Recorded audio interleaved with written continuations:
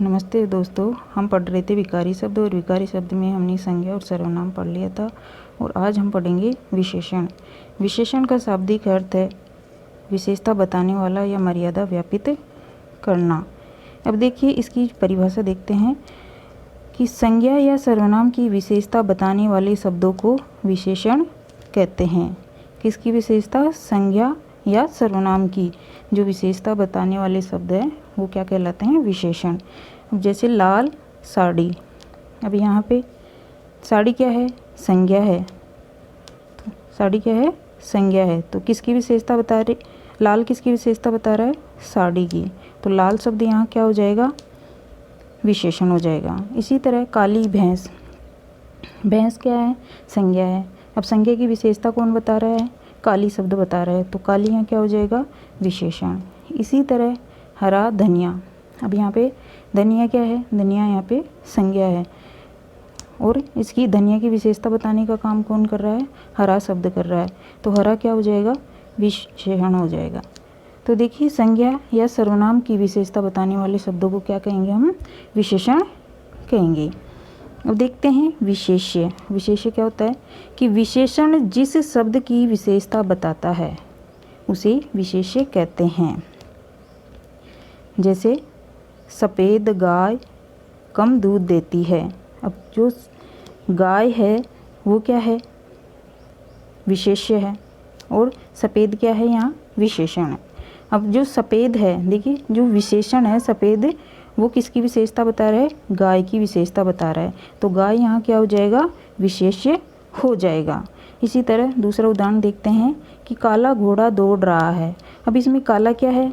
काला विशेषण है, क्योंकि घोड़े की विशेषता बताने का काम कौन कर रहा है? काला शब्द कर रहा है, तो काला तो यहाँ क्या हो जाएगा? विशेषण। और घोड़ा क्या हो जाएगा? विशेष्य, क्योंकि किसकी विशेषता बताई जा रही है? विशेषण के द्वारा घोड़े की विशेषता बताई जा रही है, तो घोड़ा क्या हो जाएगा? यहाँ विशेष्य हो जाएगा। तो विशेषण जिस शब्द की विशेषता बताएगा उसे क्या कहेंगे? हम विशेष्य कहेंगे। अब अगला देखते हैं प्रविशेषण। अब देखिए विशेषण की भी विशेषता बताने वाले शब्द प्रविशेषण कहलाते हैं। विशेषण तो क्या करता था? संज्ञा या सर्वनाम की विशेषता बताता ही था, लेकिन यहाँ विशेषण की भी विशेषता बताई जा रही है। जैसे मोहन बहुत सुंदर बालक है। मोहन बहुत सुंदर बालक है। अब यहाँ पे विशेषता किसकी बताई जा रही है? मोहन की बताई जा रही है, तो मोहन तो क्या हो जाएगा? यहाँ विशेष्य हो जाएगा। मोहन तो क्या हो जाएगा? यहाँ विशेष्य हो जाएगा। और विशेषता बताने का काम कौन कर रहा है? सुंदर कर रहा है, सुंदर शब्द कर रहा है, तो सुंदर क्या हो जाएगा? यहाँ विशेषण हो जाएगा। अब सुंदर की भी विशेषता और कौन बता रहा है? यहाँ बहुत शब्द जो है वो सुंदर की, सुंदर यानी सुंदर क्या है? विशेषण है, तो विशेषण की भी विशेषता कौन सा शब्द बता रहा है? बहुत। तो ये क्या हो जाएगा? बहुत प्रविशेषण हो जाएगा। तो जो शब्द विशेषण की भी विशेषता बताता है उसे क्या कहेंगे? प्रविशेषण कहेंगे। अब देखते हैं विशेषण के प्रकार। अब देखिए आधुनिक व्याकरण की दृष्टि से विशेषण के 5 प्रकार हैं, जिसमें पहला है गुणवाचक विशेषण, संख्यावाचक विशेषण, तीसरा है परिमाणवाचक विशेषण, चौथा है सार्वनामिक या संकेतवाचक विशेषण और पांचवा है व्यक्तिवाचक विशेषण। इसमें से सबसे पहले हम देखेंगे गुणवाचक विशेषण। अब जो विशेषण शब्द गुण, दोष, भाव, रंग, रूप, आकार, स्थान, समय, अवस्था, स्थिति, स्वभाव, दशा, दिशा इत्यादि का बोध कराए गुणवाचक विशेषण कहलाते हैं। जैसे मैं ले लेती हूँ इसमें गुण में क्या? अच्छा बालक। अब जो अच्छा शब्द है वो किसकी विशेषता बता रहा है? बालक की, यानी बालक कैसा है? अच्छा है। भला आदमी, आदमी कैसा है? भला है, तो ये इसका क्या हो जाएगा? गुण हो जाएगा। देखते हैं दोष। दोष में आलसी लड़का, लड़का कैसा है? आलसी है। झगड़ालू बालक, बालक कैसा है? झगड़ालू है। तो ये इसका दोष है, यानी दोष में गुणवाचक विशेषण में दो गुण, दोष, रंग, रूप सभी आएंगे। इसी तरह अगला देखते हैं। रंग में देखें तो नीला आकाश, आकाश कैसा है? नीला है, यानी नीला जो शब्द है वो किसकी विशेषता बता रहा है? आकाश की। काली टोपी, टोपी कैसी है? काली है। लाल टमाटर, टमाटर कैसा है? लाल है। तो ये इनसे क्या हो रहा है? इनके रंग का बोध हो रहा है। इसी तरह आकार में देखें तो मोटा आदमी, मोटा किसकी विशेषता बता रहा है? आदमी का, यानी उसका आकार का। गोल कमरा, अब गोल जो शब्द है वो किसके आकार बता रहा है? कमरे का आकार बता रहा है। छोटा बालक, बालक कैसा है? छोटा। तो ये सब क्या किसका बोध करा रहे हैं? आकार का बोध करा रहे हैं। दशा में देखते हैं तो बीमार आदमी, आदमी कैसा है? बीमार। गरीब लड़का, लड़का कैसा है? गरीब है। तो यहाँ इनसे दशा का बोध हो रहा है। इसी तरह दिशा देखें तो ऊपरी मकान, भीतरी दुकान। मकान कैसा है? ऊपरी मकान है। दुकान कैसी है? भीतरी दुकान है। तो यहाँ इनसे दिशा का बोध हो रहा है। अवस्था, अवस्था देखिए तो दुबला बालक, बालक कैसा है? दुबला है। बूढ़ा आदमी, आदमी कैसा है? बूढ़ा है। तो अब देखिए इनसे गुण, दोष, रंग, आकार, दशा, दिशा, अवस्था, इन सब से किसका बोध हो रहा है? गुणवाचक विशेषण का। अब गुणवाचक विशेषण की पहचान के लिए हम कैसा, कैसी, कैसे से प्रश्न करने पर इनके उत्तर के रूप में जो शब्द हमें प्राप्त होता है वह क्या होता है? गुणवाचक विशेषण होता है। इसके कुछ उदाहरण देखते हैं। जैसे मोहन मोटा आदमी है।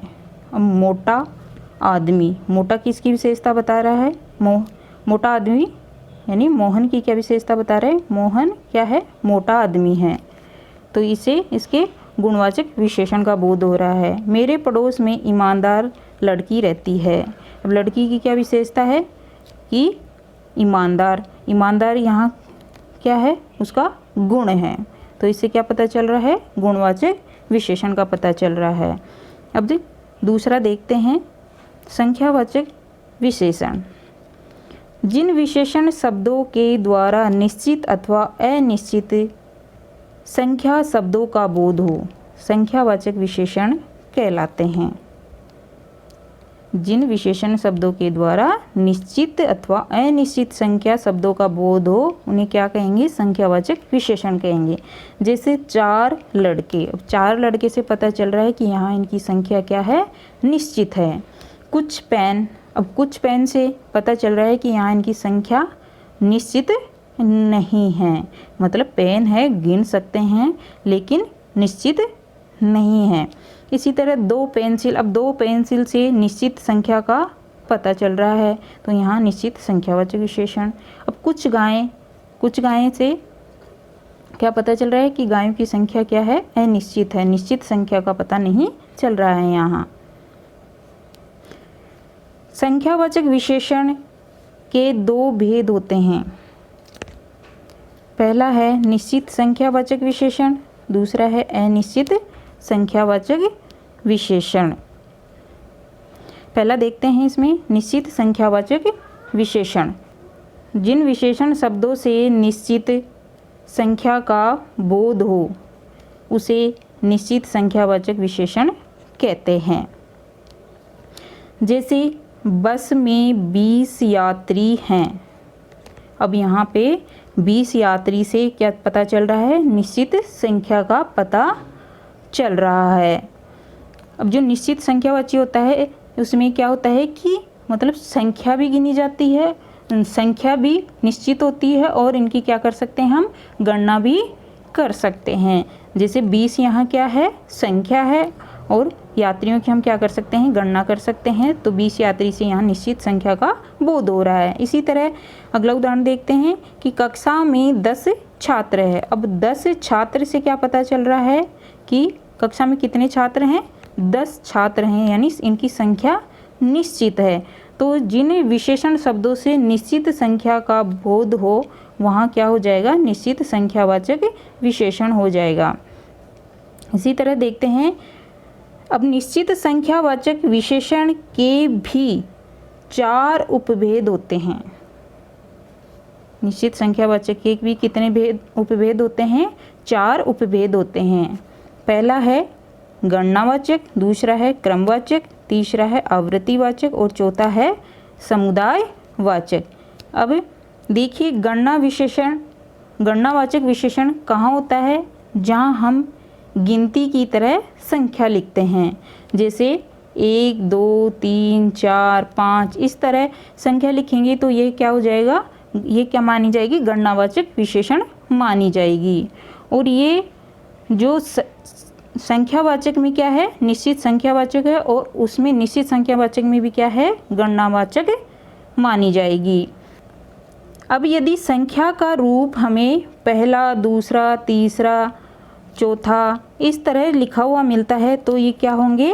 क्रमवाचक होंगे, क्योंकि ये क्रम को प्रकट कर रहे हैं। अब एक ही शब्द की क्या होती है? अगर आवृत्ति बार बार होती है तो हम उसकी क्या लगा देते हैं? गुणा लगा देते हैं। तो उसको किस तरह लिखेंगे हम? दुगुना, तिगुना, चौगुना। तो ये क्या हो जाएगा? आवृत्तिवाचक। अगर संख्या का रूप हमें दोनों, तीनों, चारों इस तरह मिले तो उनमें क्या होगा? समुदायवाचक विशेषण माना जाएगा। अब देखते हैं अनिश्चित संख्यावाचक विशेषण। जिन विशेषण शब्दों से अनिश्चित संख्या का बोध हो, अनिश्चित संख्यावाचक विशेषण कहते हैं। निश्चित में तो क्या था कि निश्चित संख्या का बोध हो रहा था, और अनिश्चित में क्या है कि संख्या का निश्चित बोध न होना, यानी संख्या का अनिश्चित होना। देखिए जैसे थोड़े, बहुत, कुछ ये शब्द आ जाएंगे इसमें। जैसे कक्षा में बहुत लड़के हैं। अब बहुत लड़के से पता चल रहा है क्या कि हमें जो है इनकी गणना तो कर सकते हैं लड़कों की, लेकिन क्या है कि इनकी संख्या अनिश्चित है। बहुत शब्द से पता चल रहा है कि हम यहाँ पे संख्या अनिश्चित है, यानी निश्चित नहीं है। तो यहाँ क्या हो जाएगा? अनिश्चित संख्यावाचक विशेषण हो जाएगा। दूसरा उदाहरण देखते हैं। मेरे पास थोड़े से रुपए। अब थोड़े से रुपए से पता चल रहा है कि यहाँ क्या है? अनिश्चित संख्यावाचक विशेषण है। पिताजी ने कुछ पेन खरीदे। अब पेन को हम गिन तो सकते हैं, लेकिन यहाँ पे क्या है कि इन पेनों की संख्या जो है वो अनिश्चित है। तो यहाँ क्या हो जाएगा? अनिश्चित संख्यावाचक विशेषण हो जाएगा। अब तीसरा देखते हैं परिमाणवाचक विशेषण। जिन विशेषण शब्दों के द्वारा निश्चित अथवा अनिश्चित मात्रा यानी नाप, माप, तौल का बोध हो, परिमाणवाचक विशेषण कहलाते हैं। अब इसमें क्या आ जाएगा? जैसे 5 मीटर कपड़ा। 5 मीटर कपड़ा से क्या पता चल रहा है? इसमें निश्चित नाप का पता चल रहा है। थोड़ा दूध से क्या पता चल रहा है? यहाँ अनिश्चित माप का पता चल रहा है। अब देखिए परिमाणवाचक विशेषण के 2 भेद होते हैं। 2 भेद होते हैं। कौन कौन से? निश्चित परिमाणवाचक विशेषण और अनिश्चित परिमाणवाचक विशेषण। अब पहला देखते हैं निश्चित परिमाणवाचक विशेषण। जिन विशेषण शब्दों से निश्चित मात्रा यानी नाप, माप, तौल का बोध हो, निश्चित परिमाणवाचक विशेषण कहलाते हैं। जैसे 5 मीटर कपड़ा, 5 लीटर दूध, 1 किलो चावल। अब यहाँ पे 5 मीटर कपड़ा से क्या पता चल रहा है? निश्चित नाप का पता चल रहा है। और 5 लीटर दूध से क्या चल रहा है? निश्चित माप का पता चल रहा है। अब 1 किलो चावल से क्या पता चल रहा है? निश्चित तौल का पता चल रहा है। दूसरा देखते हैं अनिश्चित परिमाणवाचक विशेषण। जिन विशेषण शब्दों से अनिश्चित मात्रा, नाप, माप, तौल का बोध हो, अनिश्चित परिमाणवाचक विशेषण कहलाते हैं। अब इसमें देखिए थोड़ा कपड़ा, कम दूध, ज़्यादा चावल, इनसे क्या पता चल रहा है? अनिश्चित परिमाण का पता चल रहा है, यानी ये निश्चित नहीं है। अब थोड़ा कपड़ा में पता चल रहा है कि कपड़ा कितने की कपड़े की कितनी नाप है, कन्फर्म पता नहीं चल रहा है तो यहाँ क्या हो जाएगा, अनिश्चित परिमाणवाचक विशेषण हो जाएगा। कम दूध, अब दूध कितना कम है, अनिश्चित है, कुछ पता नहीं है। ज़्यादा चावल, चावल कितने ज़्यादा है, कुछ निश्चित नहीं है, तो यहाँ क्या हो जाएगा, इन सब में अनिश्चित परिमाणवाचक विशेषण हो जाएगा। इसी तरह अगला चौथा देखते हैं, सार्वनामिक या संकेतवाचक विशेषण। जब कोई सर्वनाम संज्ञा के तुरंत पहले प्रयुक्त होकर उस संज्ञा की विशेषता का बोध कराता है तो वह सार्वनामिक विशेषण कहलाता है। क्या कह रहा है कि जब कोई सर्वनाम संज्ञा के तुरंत पहले प्रयुक्त होकर उस संज्ञा की विशेषता का बोध कराता है तो वहाँ क्या होता है, सार्वनामिक विशेषण होता है। अब देखिए, यह घड़ी मेरी है, यह घड़ी मेरी है, यहाँ पे क्या है, घड़ी क्या है, संज्ञा है। तो संज्ञा के तुरंत पहले क्या आ रहा है, सर्वनाम आ रहा है, यह शब्द आ रहा है। तो यह क्या किसके लिए प्रयुक्त हो रहा है, घड़ी के लिए प्रयुक्त हो रहा है। तो यहाँ क्या हो जाएगा, सार्वनामिक विशेषण। यानी जो सर्वनाम है वो संज्ञा के अगर पहले आता है, घड़ी क्या है, संज्ञा है, और संज्ञा के पहले क्या आ रहा है, यह शब्द जो सर्वनाम आ रहा है वो संज्ञा के पहले आता है, तो वहाँ क्या हो जाएगा, सार्वनामिक विशेषण हो जाएगा। अब दूसरा उदाहरण देखिए, यह मेरी घड़ी है। अब यहाँ पे यह जो शब्द है ये घड़ी के लिए आ रहा है और ये किसके, संज्ञा के स्थान पर आ रहा है, संज्ञा के स्थान पर आ रहा है, तो यहाँ क्या हो जाएगा, सर्वनाम हो जाएगा। अगला देखते हैं, व्यक्तिवाचक विशेषण। व्यक्तिवाचक संज्ञा का कोई शब्द जब विशेषण का रूप धारण कर लेता है तो उसे व्यक्तिवाचक विशेषण कहते हैं। जैसे भारतीय सैनिक, कश्मीरी सेब, बीकानेरी भुजिया, बनारसी साड़ी, जोधपुरी जूती, जयपुरी रजाइयाँ। अब सैनिक कैसे हैं, भारतीय हैं, सेब कश्मीरी है, भुजिया कहाँ का प्रसिद्ध है, बीकानेर का, तो बीकानेरी भुजिया हो जाएगा। साड़ी कहाँ की प्रसिद्ध है, बनारसी, जूतियाँ जोधपुरी, रजाइयाँ कहाँ की प्रसिद्ध है, जयपुर की। तो ये जो भारतीय सैनिक, कश्मीरी से, बीकानेरी भुजिया, बनारसी साड़ी, जयपुरी रजाइयाँ, ये सब क्या कर रहे हैं, विशेषता बता रहे हैं। और विशेषता बताने वाला शब्द व्यक्तिवाचक संज्ञा का है। तो इन सब में किसका निर्माण हुआ, इन सब से किसका निर्माण हुआ, विशेषण का। तो इसको हम क्या कहेंगे, व्यक्तिवाचक विशेषण कहेंगे। अब देखते हैं विशेषण शब्दों की रचना। संज्ञा से विशेषण शब्दों की रचना। देखिए, चतुराई जो है संज्ञा है, भाववाचक संज्ञा है, तो यहाँ इससे कौन सा विशेषण बन जाएगा, चतुर। इसी तरह अच्छाई क्या है, विशेष संज्ञा है, तो इससे क्या बन जाएगा, अच्छा विशेषण बन जाएगा। समाज क्या है, संज्ञा है, तो इससे सामाजिक विशेषण बन जाएगा। भारत से क्या बन जाएगा, भारतीय। अपराध से क्या बन जाएगा, अपराधी। तो यहाँ पे इन संज्ञा से क्या बना दिए हमने, विशेषण शब्द बना दिए। इसी तरह सर्वनाम से विशेषण शब्दों की रचना। अब यह क्या है, सर्वनाम, तो इससे क्या बन जाएगा, ऐसा क्या बन जाएगा, विशेषण। वह से वैसा, इससे इससा, उससे उससा, जो से जैसा।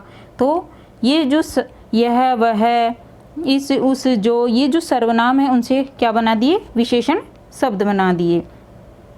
अब देखते हैं क्रिया से विशेषण शब्दों की रचना। घूमना क्या है, क्रिया, तो इसे क्या बन जाएगा, घुमक्कड़, विशेषण बन जाएगा। पढ़ना क्या है, क्रिया है, तो इसमें आकु प्रत्यय जोड़ेंगे तो क्या बन जाएगा, पढ़ाकू। लड़ना क्या है, क्रिया है, तो इससे क्या बन जाएगा, लड़ाकू। झगड़ना से झगड़ालू, सड़ना से सड़ियल बन जाएगा। इसी तरह देखते हैं अव्यय से विशेषण शब्दों की रचना। भीतर से क्या बन जाएगा, भीतरी। बाहर से बाहरी, आगे से अगला, पीछे से पिछला, ऊपर से ऊपरी, नीचे से निचला। तो ये सब क्या बन गए, अव्यय से विशेषण शब्द बन गए। अब देखिए विशेषण की कुछ अवस्थाएं होती हैं, उनको भी देख लेते हैं कि तुलना के विचार से विशेषण की 3 अवस्थाएं होती है। कितनी अवस्थाएं होती है, 3 अवस्थाएं होती है। पहली है मूलावस्था, दूसरी है उत्तरावस्था, तीसरी है उत्तमावस्था। तो इसमें पहली देखते हैं हम मूलावस्था।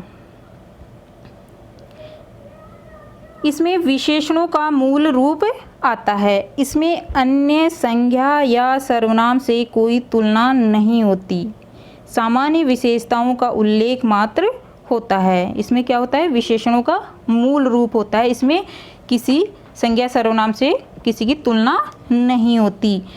जैसे सोहन सुंदर है, इसमें किसी से किसी की तुलना नहीं हो रही। अगला देखते हैं उत्तरावस्था। अब जब दो व्यक्तियों या वस्तुओं के बीच अधिकता या न्यूनता की तुलना होती है तब उसे विशेषण की उत्तरावस्था कहते हैं। जैसे मोहन सोहन से सुंदर है। अब उत्तरावस्था में क्या होता है कि दो व्यक्तियों या वस्तुओं में क्या होती है? तुलना होती है, तो उसमें उनकी अधिकता या न्यूनता से तुलना होती है। अब इसमें तुलना करने के लिए या तो से लगाते हैं या फिर उत्तरावस्था का क्या लगा देते हैं? इसमें तर प्रत्यय लगा देते हैं। तीसरा देखते हैं उत्तमावस्था। यह विशेषण की सर्वोत्तम अवस्था है। जब दो से अधिक व्यक्तियों या वस्तुओं के बीच तुलना की जाती है और उनमें से एक को श्रेष्ठता या निम्नता दी जाती है तब विशेषण की उत्तमावस्था कहलाती है। अभी क्या होती है? उत्तमावस्था विशेषण की श्रेष्ठ अवस्था होती है। इसमें दो से अधिक व्यक्तियों में एक को श्रेष्ठ कहा जाता है। जैसे सोहन सबसे सुंदर है। अब इसमें सबसे जोड़ देते हैं या फिर उत्तमावस्था का तम प्रत्यय लगाकर वाक्य बनाते हैं। तो इसमें देखते हैं मूलावस्था, उत्तरावस्था और उत्तमावस्था। अब देखिए जो मूलावस्था होती है उसमें कोई तुलना नहीं होती और उत्तरावस्था जो होती है उसमें दो में तुलना होती है और उत्तमावस्था होती है उसमें सबसे तुलना होती है। ये मूलावस्था जो है क्या है? अपने मूल रूप में होते हैं और उत्तरावस्था में या तो से जोड़ देते हैं या विशेषण में तर प्रत्यय जोड़ देते हैं। अब जो उत्तमावस्था होती है उसमें सबसे शब्द जोड़ देते हैं और विशेषण में तम प्रत्यय जोड़ते हैं। तो इसमें कुछ शब्द बना लेते हैं अपन। जैसे सरल क्या है? मूलावस्था है, तो सरल से क्या बन जाएगा? इसमें तर प्रत्यय लगाएंगे तो सरलतर। इसी तरह उत्तमावस्था में क्या बन जाएगा? सरलतम। लघु से लघुतर और उत्तमावस्था में लघुतम बन जाएगा। उच्च मूलावस्था, उत्तरावस्था में उच्चतर और उत्तमावस्था में उच्चतम। निम्न मूलावस्था, निम्नतर उत्तरावस्था और निम्नतम उत्तमावस्था। इसी तरह सुंदर से क्या बन जाएगा? सुंदरतर और से जोड़ेंगे तो से सुंदर और उत्तमावस्था में क्या बन जाएगा? सुंदरतम या सबसे सुंदर। इसी तरह श्रेष्ठ से श्रेष्ठतर या से श्रेष्ठ और उत्तमावस्था में श्रेष्ठतम या सबसे श्रेष्ठ। इसी तरह प्रिय, प्रियतर और प्रियतम। तो ये क्या थी? विशेषण की अवस्थाएं थी, मूलावस्था, उत्तरावस्था और उत्तमावस्था। अब देखते हैं वाक्य प्रयोग के आधार पर विशेषण के भेद। अब वाक्य प्रयोग के आधार पर विशेषण के दो भेद माने जाते हैं। पहला उद्देश्य विशेषण या विशेष्य विशेषण, दूसरा विधेय विशेषण। पहला देखते हैं उद्देश्य विशेषण या विशेष्य विशेषण। यदि किसी वाक्य में विशेष्य से पहले विशेषण लिखा जाता है तो वहाँ प्रयुक्त विशेषण उद्देश्य विशेषण या विशेष्य विशेषण कहलाता है। क्या कह रहा है कि वाक्य में यदि विशेष्य से पहले क्या लिखा जाता है? विशेषण लिखा जाता है। अब देखिए यहाँ पे आदमी क्या है, विशेष्य, और इससे पहले क्या आ रहा है, बुद्धिमान क्या आ रहा है, विशेषण आ रहा है। तो विशेष्य से पहले क्या हो गया, विशेषण हो गया। तो यहाँ क्या हो जाएगा, उद्देश्य विशेषण, या इसको कह सकते हैं विशेष्य विशेषण। दूसरा देखते हैं विधेय विशेषण। यदि किसी वाक्य में विशेषण से पहले विशेष्य लिखा जाता है तो वहाँ प्रयुक्त विशेषण विधेय विशेषण कहलाता है। विशेषण से पहले विशेष्य लिखा जाता है, उसमें तो क्या था कि पहले विशेष्य से पहले क्या था, विशेषण, लेकिन इसमें क्या है, विशेषण से पहले विशेष्य। वह बालक चतुर है। अब इसमें देखिए चतुर क्या है, यहाँ पर विशेषण है, तो विशेषण से पहले बालक क्या है, विशेष्य। तो विशेषण से पहले क्या आ रहा है, यहाँ विशेष्य आ रहा है। तो यहाँ क्या हो जाएगा, विधेय विशेषण हो जाएगा। वह बालक मोटा है। वह बालक मोटा है। अब यहाँ पे मोटा क्या है, विशेषण है, और बालक क्या है, विशेष्य है। तो विशेषण से पहले क्या आ रहा है, विशेष्य आ रहा है। तो यहाँ क्या हो जाएगा, विधेय विशेषण हो जाएगा। तो जहाँ पर विशेष्य से पहले क्या हो, विशेषण हो, वहाँ तो क्या हो जाएगा, उद्देश्य विशेषण हो जाएगा। और जहाँ पर विशेषण से पहले क्या हो, विशेष्य हो, वहाँ क्या हो जाएगा, विधेय विशेषण हो जाएगा। तो दोस्तों आज हमने पढ़ा विशेषण, और मैं आशा करती हूँ कि मेरा वीडियो आप सभी को पसंद आया होगा, और मेरा वीडियो देखने के लिए आप सभी का बहुत बहुत धन्यवाद।